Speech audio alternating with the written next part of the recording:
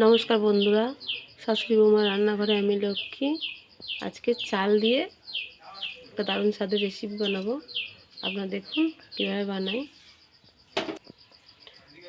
কড়াইটা গরম হয়ে গেছে, কড়াইয়ে দিয়ে দেবো ঘি।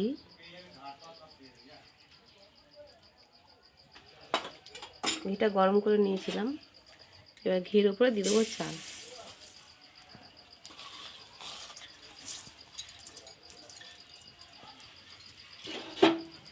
দিয়ে ভালো করে ভেজে নেব।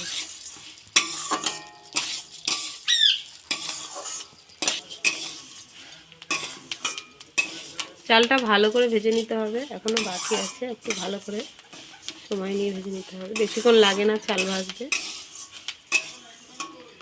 কাঁচা চালের দারুণ স্বাদের এই রেসিপিটা, খেতে খুব সুন্দর লাগে।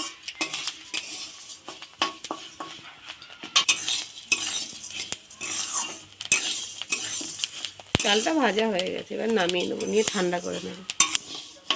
চালগুলো ভালো করে ঠান্ডা করে নিয়েছি, একটা মিক্সির জার নিয়েছি, এর মধ্যে সব দিয়ে দেবো।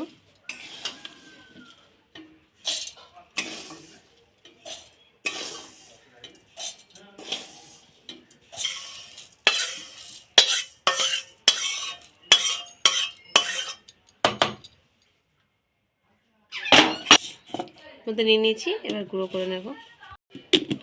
গুঁড়োটা করে নিয়েছি।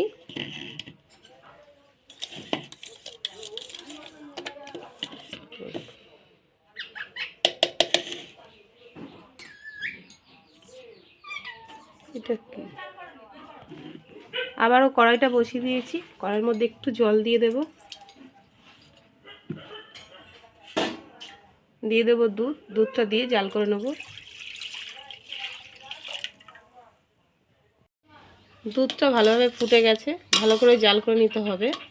আর আজকে দুধের মধ্যে দেবো এই যে গুড়, যাকে নলের গুড় বলে, খেজুর গাছের গুড়। আর দেখুন গুড়টা কি সুন্দর দানা দানা হয়ে গেছে, এটা অরিজিনাল গুড়, তাই এত সুন্দর দানা বেঁধে গেছে। এটা দিয়েও ভালো করে জাল করে নেব।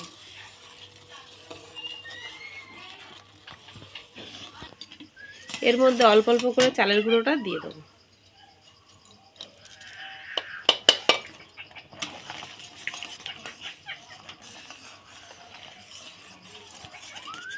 ভালো করে ঘেটে নিতে হবে।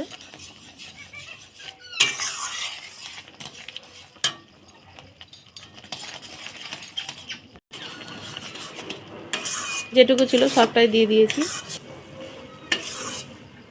তা ভালোভাবে শুকিয়ে নিতে হবে। আর চালের গুঁড়ো তো, এদের পুরো দুধটা শুকে গেছে।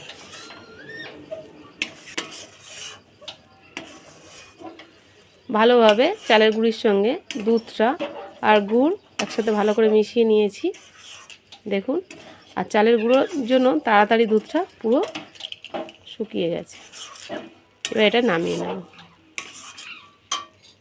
গ্যাসটা একটা থালা নিয়ে নিয়েছি, থালায় একটু ঘি ভালো করে বুলিয়ে দেব।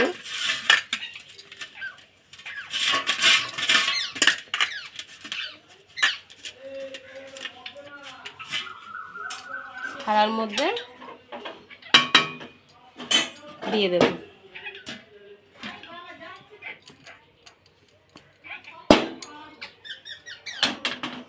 খুন্তি দিয়ে এটা ভালো করে চেপে চেপে সেট করে দেব।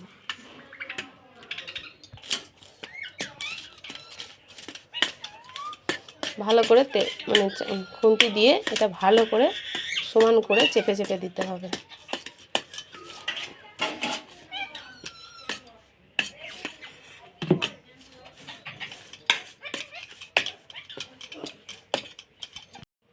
ভালো করে খুন্তি দিয়ে সেট করে নিয়েছি।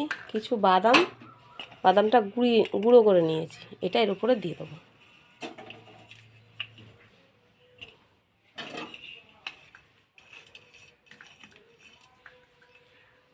ভালো করে চারিদিকে ছড়িয়ে দিয়ে বাদামটা একটু চেপে চেপে দেবো।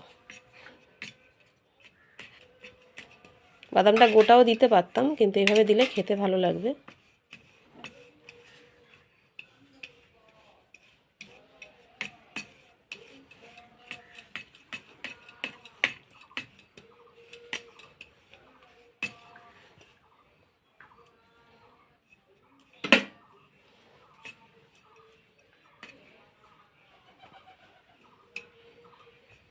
দিয়ে এটা ঠান্ডা হতে দেব।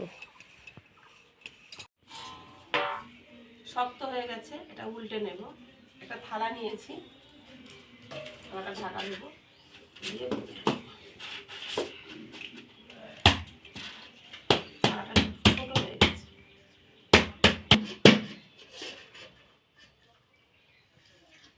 কত সুন্দরভাবে উঠে গেছে দেখুন।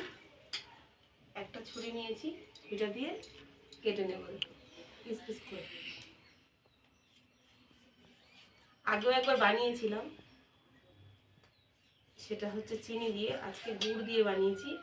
এই গুড় দিয়ে একবার বানিয়ে দেখবে, খেতে খুব সুন্দর লাগে। আর গুড় তো সবসময় পাওয়া যায় না, এই সিজনেই পাওয়া যায়।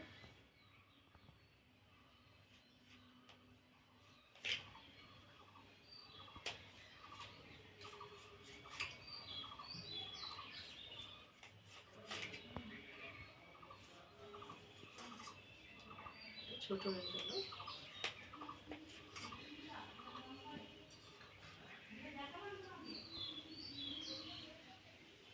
এই দেখুন কত সুন্দর হয়েছে দেখুন। এইভাবে বানিয়ে খেয়ে দেখবেন, খুব ভালো লাগবে। আর ভিডিওটা ভালো লাগলে লাইক করবেন, আর চ্যানেলে নতুন করে চ্যানেলটা সাবস্ক্রাইব করার পাশে থাকবেন। আর এইভাবে এই মিষ্টি বানিয়ে খেয়ে দেখবেন,